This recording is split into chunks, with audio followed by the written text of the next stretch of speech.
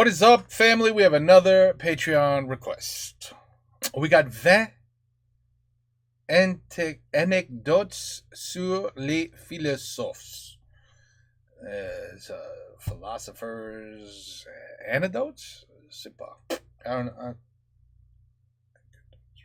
Bonjour, bonsoir à tous, j'aimerais ouvrir I don't know that word. une parenthèse. Je sais, je devais sortir la deuxième partie du point culture sur la philosophie, mais il s'avère que je ne peux pas faire un point culture en 3 semaines.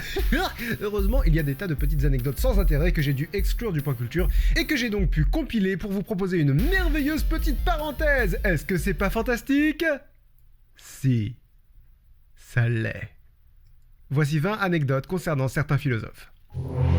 Il faut que je vous parle de Diogène, philosophe que j'ai malheureusement dû exclure du point culture. Diogène était le fils d'un banquier et il l'aidait à falsifier les comptes. Oui, un banquier qui est également un escroc, je suis aussi choqué que vous. Diogène et son père furent bannis de Sinope et Diogène rejeta toute forme de richesse et vécut toute sa vie dans un tonneau. Enfin, l'histoire a retenu un tonneau, réellement c'était un pitos, une très grosse amphore. Et ce n'est que le début des anecdotes concernant Diogène, le bonhomme a eu une vie intéressante. Quand je vous disais dans le point culture que Socrate avait été condamné à mort à force de faire chier le monde, vous avez peut-être pensé que j'exagérais. Assez peu en fait. À son procès, les juges ont demandé à Socrate ce qu'il estimait être juste comme punition pour avoir troublé l'ordre public et tenté de corrompre la jeunesse, et Socrate a répondu qu'une punition juste serait qu'il devienne rentier de l'État, qu'Athènes le prenne en charge. Et en même temps, il s'attendait à quoi les juges exactement? Puisque vous êtes l'homme le plus sage, quelle peine vous semble juste, monsieur Crate? Je pense que c'est les impôts qui devraient me payer. Eh oui. Emmanuel Kant, dont on aura le plaisir de parler dans la deuxième partie du point culture sur la philo, était allemand, mais honte de son stéréotype, il détestait la bière. Pas gustativement, hein, il avait peur de la bière. A German that is scared of beer and hates beer. You hear that, Germans? Is that possible? It must just be a story, you know, a fairy tale. I don't think it's true. It's impossible. À tel point que quand on lui apprenait la mort de quelqu'un, sa première question était « Est-ce que c'était un buveur de bière ?» What? Tu es allemand, Emmanuel, tout le monde est un buveur de bière. Oui. Spinoza était un philosophe qui travaillait beaucoup et qui avait donc périodiquement besoin de se détendre. Et il se détendait en organisant des combats d'araignées ou en mettant des mouches dans des toiles d'araignées et en les regardant se débattre avant de se faire bouffer. I used to do that when I was a kid. Did anybody do that? Am I the only weirdo? I used to kill bugs or catch bugs and then throw them on the web and then wait for the spider to come out and finish it off. Yeah, I don't know. Maybe I was a little crazy. Et ça le faisait marrer. Well, I wouldn't laugh. I wasn't laughing. I would just be like, oh, wow, that's how they do it. Ooh, that poor ant is getting its ass whooped. Oh, yep, he's eating it now. Yeah, I didn't laugh. On se détend comme on peut. Oui. Il faut que je vous parle encore un peu de Diogène. Un jour, apprenant l'existence de cet homme si particulier, Alexandre le Grand est venu voir Diogène dans son tonneau. L'empereur demanda au philosophe s'il pouvait faire quelque chose pour lui, et la réponse de Diogène entra dans l'histoire. Oui, ôte-toi de mon soleil. Le gars vivait comme un clodo, et quand l'un des plus grands empereurs de l'histoire vient lui proposer son aide, il lui répond « Dégage, tu me fais de l'ombre ». Et Alexandre aurait plus tard dit que s'il n'avait pas été Alexandre, il aurait voulu être Diogène. C'est un peu triché de taper dans les philosophes antiques parce qu'ils avaient tous plus ou moins un grain, mais Empédocle était pas mal épicé. Il était persuadé d'être un dieu banni de l'Olympe parce qu'il y avait mangé de la viande et que donc il était immortel. Certains auteurs antiques prétendent qu'il a voulu rejoindre l'Olympe en plongeant dans le cratère de l'Etna, le célèbre volcan sicilien. Du coup, j'imagine qu'il a pu constater qu'il était pas si immortel que ça. Yeah, I have a feeling that didn't end well. No. La plupart des philosophes ont plein de pensées très pertinentes, précises et limpides, et quelques pensées complètement barrées ou même débiles. Dans ce registre, on a par exemple Auguste Comte, père du positivisme, que nous aborderons dans la deuxième partie du point culture sur la philosophie, qui nous dit que pour le bien de l'humanité, il faut rendre les vaches carnivores. Parce que du coup, elles vont progresser, voyez-vous, et ceux qui les mangent, ils progressent aussi.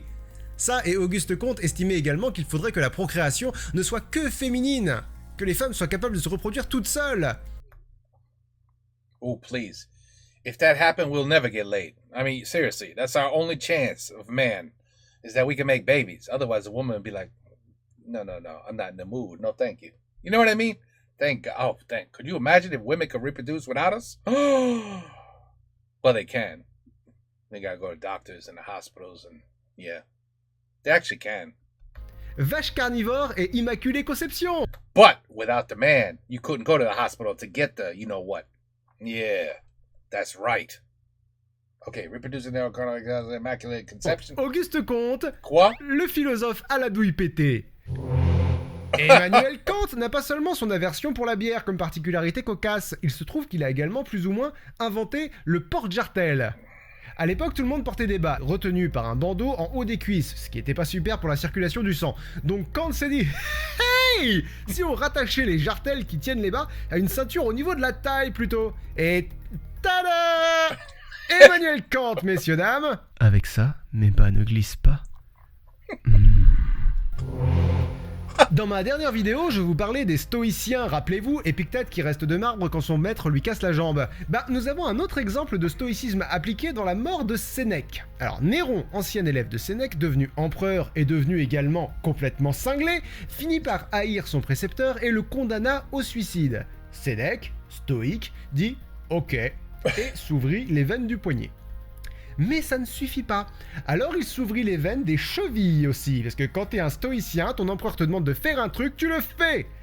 Mais ça n'a pas suffi non plus. Alors Sénèque demande qu'on lui donne du poison, parce que bon, merde, ça traîne un peu en longueur.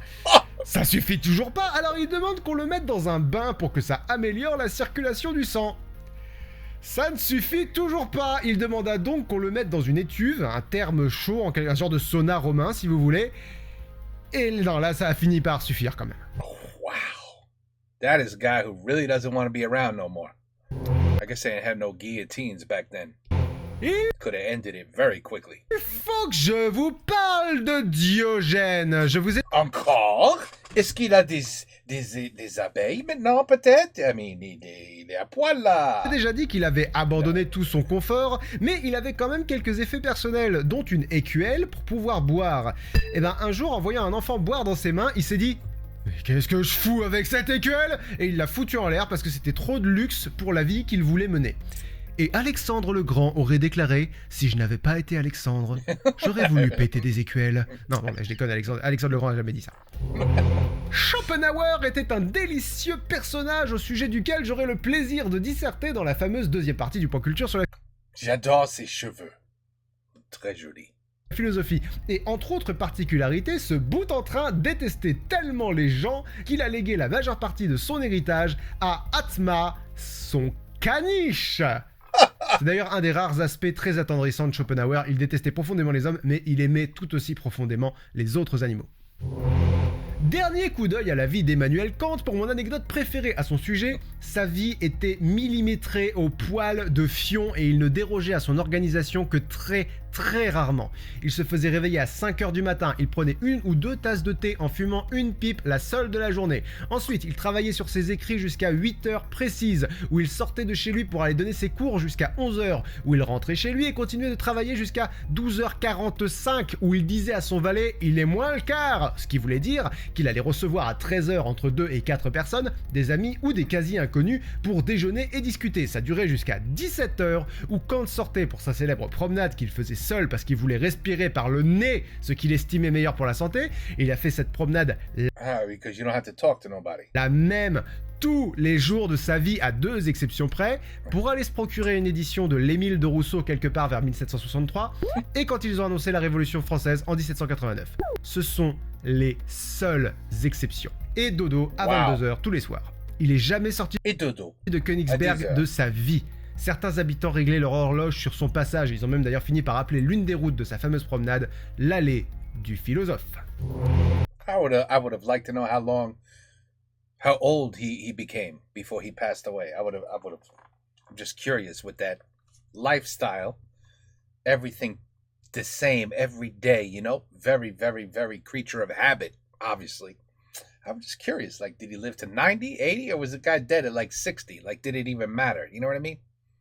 Parlant de Rousseau, curious. ce dernier a écrit dans ses Curious. confessions un aveu qui a dû faire hurler de rire Voltaire qui a passé une bonne partie de sa vie à se foutre de sa gueule. Rousseau écrit en effet que quand il avait 8 ans, sa nounou, Mademoiselle Lambercier, lui a mis une grosse fessée et il s'est rendu compte qu'il aimait beaucoup ça. À tel point que Mademoiselle Lambercier ne lui a jamais redonné la fessée et que maintenant il allait dormir tout seul dans sa chambre comme un grand garçon.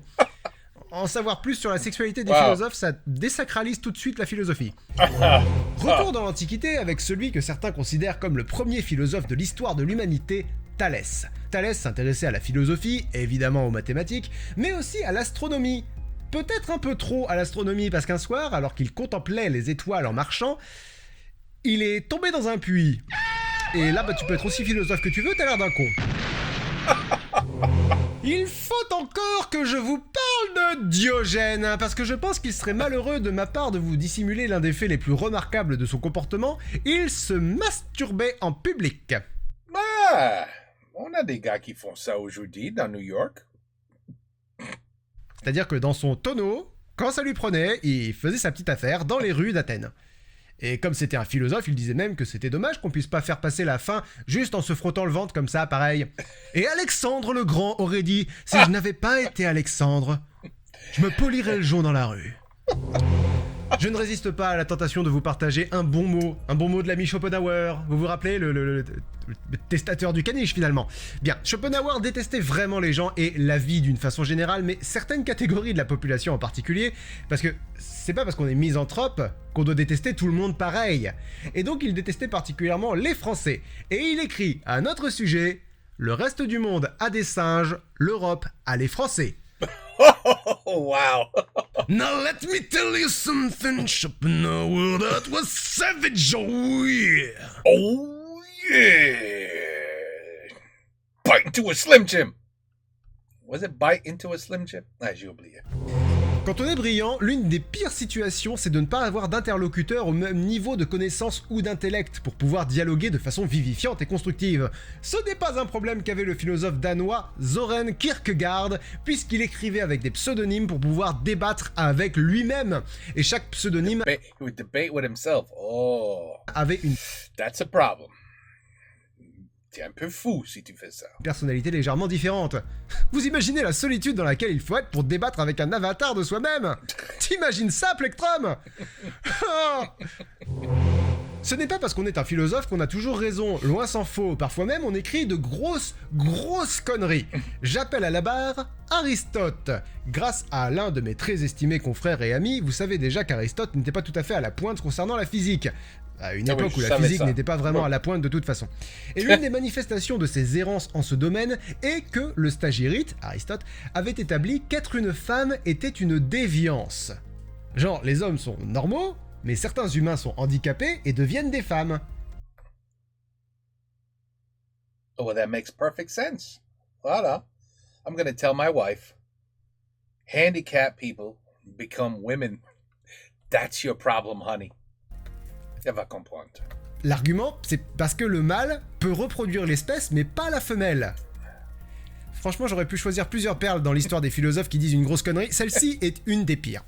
Comme je sais qu'il y a des gros défenseurs d'Aristote qui vont probablement regarder cette vidéo, ce n'est pas exactement ce qu'il dit. Il affirme qu'un individu né femelle, si la coction n'a pas pu se faire faute de chaleur, il estime que les femmes sont plus froides que les hommes, que c'est pour ça qu'elles ne peuvent pas coaguler le sperme comme le pourraient les mâles. Je cite de la génération des animaux, livre 4, chapitre 1er, le mâle est l'être capable. Mais putain, did he fast forward or he could read that fast? De cuire, de coaguler et d'émettre le sperme qui contient le principe de l'espèce. Et comme c'est pas très marrant, je me suis permis d'exagérer un peu le propos d'Aristote. C'est le philosophe le plus influent de l'histoire. Son héritage ne sera pas entaché par une approximation débile dans une vidéo sur YouTube. Merci quand même pour votre vigilance, mais pensez à desserrer les fesses de temps en temps. Numéro 19.